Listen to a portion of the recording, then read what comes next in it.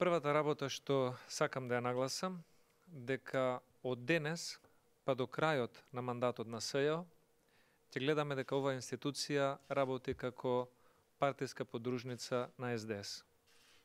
Главната задача на СЈО е да штанца нарачани обвиненија против политички неистомисленици од ВМРО ДПМН, за да му помогне на господинот Заев да спроведува нарачани платформи со создавање на коалиција со партии кои што ја поддржале платформата од Тирана.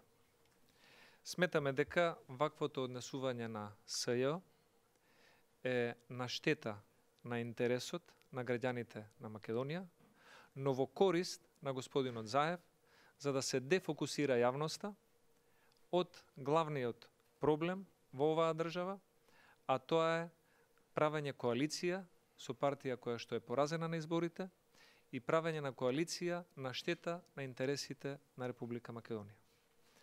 И наместо да се разговара за таа суштинска тема и плаќањето на висока и многу скапа цена за интересите на Македонија, а со цел Заев од аболициран за криминал да стане председател на владата на Република Македонија, СЈО ќе нарачува обвиненија и ќе поднесува обвиненија за да го оттргнува вниманието на македонската јавност. Тоа ќе биде улогата на СЈО денес и тоа ќе биде улогата на СЈО во следните месец дена. Од пресот на специјалното јавно обвинителство се забележуваат две цели. Првата цел е најава за притисок врз судството. Отворена политичка најава за силен притисок врз судството кој што ќе следува во наредниот период. И втората цел, преку таквиот притисок врз судството, да се издействуваат судски пресуди кои што се веќе дел од некој политички или коалиционен договор. Таквата најава денес СЈО ја соопшти преку споменувањето на случајот Сопот. Договорот е преку судски пресуди, издействувани со политички притисок, да се ослободат обвинетите од случајот Сопот, за кој што веќе има пресуда, дека не извршиле некакво убиство или друго незаконско действие. Со самото тоа ќе се отвори врата за спроведување на другите договорени политички пресуди кои се однесуваат на случајот Монструм и убиените малолетници за време на великденските празници и случајот Диво Населје и поврзани со терористичката група која што действуваше во Куманово.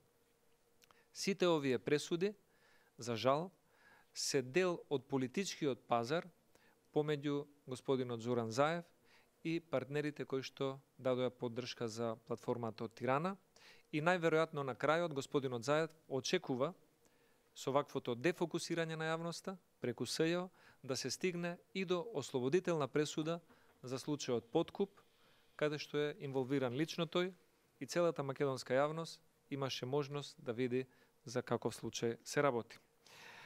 По однос на самото действување на СЈО, поврзано со имотот и недвижностите на ВМРО ДПМН, кои што се преточени во нашите општински комитети, само ќе споменам дека однесувањето на СДСМ преку институции кои што се под нивна контрола против ВМРО ДПМН, ова не е и некоја новина.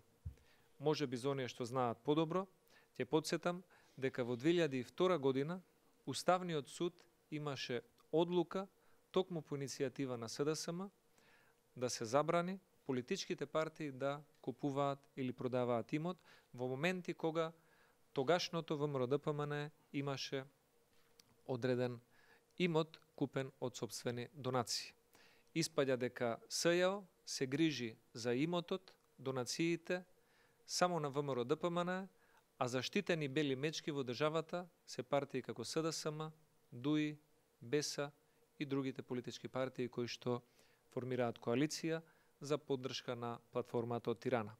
И според ова се гледа дека СЈО е само една политичка продолжена рака на СДС и очекуваме притисокот во следниот период да продолжи на истиот начин, но како партија сме единствени и спремни да действуваме на соодветен начин против ваквите притисоци. Благодарам многу.